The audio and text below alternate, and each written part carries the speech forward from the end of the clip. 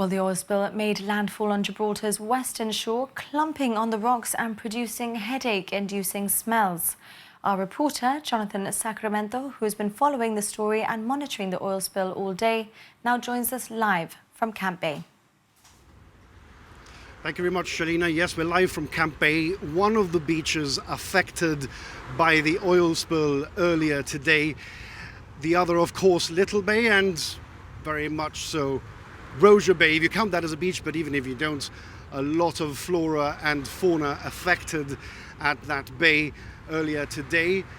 Now, the beaches will remain closed until further notice, until the Department of the Environment declares them safe to use once again. When that will be, we don't know yet, but we're going to speak to the people who do know. So joining me here at Camp Bay live on site is the government's chief scientist, Dr. Liesl Mesilio. But first we're going to turn to the captain of the port, Ghio. Captain Ghio, tell us first of all, what exactly happened this afternoon? Well, this morning at 8:22 a.m. we received notification that vessel Gas Venus had suffered an overflow from its bunker tanks during bunker supply operation, and the captain misrepresented the quantity that he estimated had gone over the side. As we do in these circumstances, we automatically put into effect our contingency plan. We notify all the agencies and we scale up our response. It's easier to then scale down in case we're overreacting, so we did a very comprehensive scale up of operations, and of course we suspended commercial operations to make sure that we had assets available to respond for us. Is there anything that you could have done differently, faster or better in this particular scenario? Not really. I mean, there's the frustrating thing, especially when you're seeing the situation develop, is that in the maritime environment, getting from point A to point B takes time. You want your asset to be at the target area as soon as you direct it there, but unfortunately it takes a period of time to get there, and that is very frustrating. And it also can lead to us chasing our tails in terms of constantly changing the target picture, but that's part of why we over-mobilize, so that we can pre-plan the deployments and make sure that we tackle on target as much as possible. And of course it must be really frustrating, given that just a few days ago you saw the back of the OS-35, which has given you such a headache over the last year. Absolutely. What's happened to the ship right now? What's going on there? The ship, as I understand, has been detained by Port State Control. When this happened, we notified the colleagues in the Maritime Administration. They've done a routine Port State Control investigation. I understand that it's been detained by them, but I don't have that officially confirmed yet. In any case, the vessel is detained under the authority of the captain of the port, so the vessel will not be going anywhere for the foreseeable future. And I imagine that this is the subject of an investigation? Yes, an investigation is already underway. Obviously, being a live investigation, we can't go into the details, but most definitely from my perspective, I would want to see the full force of the law applied against the mistake or negligence that has led to this occurrence. Okay. Dr. Mesilio, I'd ask you, as the government's chief scientist and the person who's overseeing the response to this oil spill, what's happening at the moment?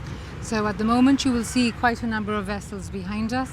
Like the captain of the port said, as soon as we were notified this morning, we over-deployed. We've had our marine assets out all day. We've had colleagues in the nature reserve spotting. We've had colleagues flying drones so we could ascertain the movement of the oil spill, working very, very closely with our colleagues in the port.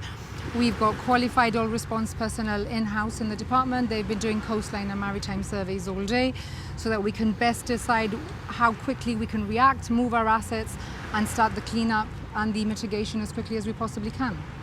Give us an indication of, I know it's early days, and I know that you've only just today responded to this incident, but an indication of the damage that will be done to Gibraltar's environmental coastline and what particular species will be affected.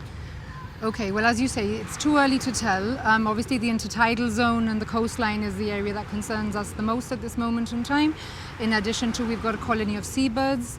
Luckily, fortunately, so far, it's been contained to sort of Rosia Bay, Camp Bay area.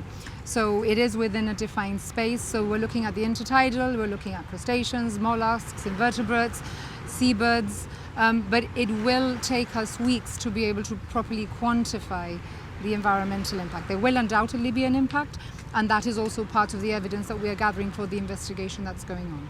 And as to the beaches, they're closed right now.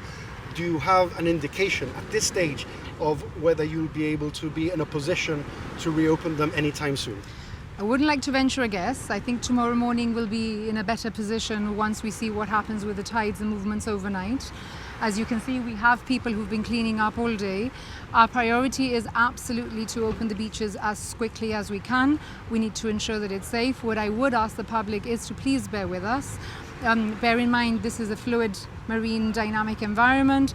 We can open the beaches and maybe a couple of hours later tides may change, we might have a bit of oil coming in, we might need to repost the red flag.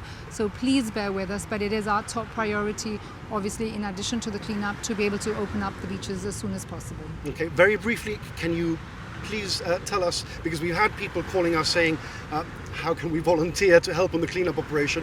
Is there any phone line or hotline that people can call to be able to join in the volunteer efforts? Yes, at the moment it's under control, as I say, but if they call the general number in the Department of the Environment, like we did last year with the OS 35, we do coordinate volunteers. We've got people who know what they're doing. We work very closely with the NGOs. I've been in contact with most of the NGOs today during the day. But if they call the Department of Environment number, or in our press release we had the number for the Environmental Oil Spill Response Team, the on-call, then they will be able to assist and give information.